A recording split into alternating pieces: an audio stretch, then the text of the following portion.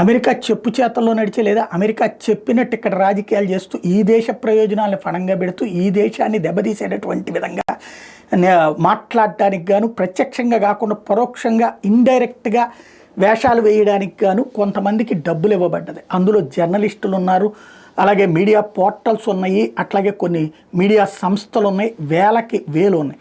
వీళ్ళందరికీ డబ్బులు ఎట్లా ఇస్తారు? డైరెక్ట్గా ఇండియాకి వ్యతిరేకంగా అమెరికాకు అనుకూలంగా మాట్లాడడానికి డబ్బులు ఇస్తే కుదురుతుందా? వరల్డ్ డెమోక్రసీలో కుదరదు. కాబట్టి రకరకాల మార్గాలు. అందులో ఒకటే భారతదేశంలో ఎన్నికలలో ప్రజలు ఎక్కువగా పార్టిసిపేట్ చేయడం కోసం అని చెప్పి నిధులు ఇవ్వటం.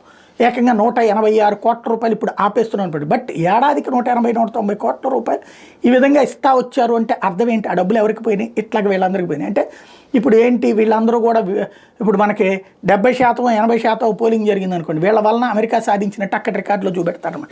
బట్ ప్రజలు ఆటోమేటిక్గా వెళ్తారు.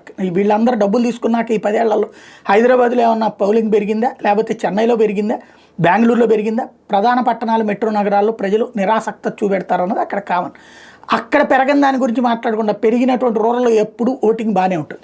దాన్ని చూపెట్టుకుంటూ మేము సాధించామని చెప్పి రికార్డులు అక్కడ అమెరికా చెప్పుకుంటూ డబ్బులు మాత్రం ఇట్లాంటి వాళ్ళకి ఇస్తా వచ్చింది.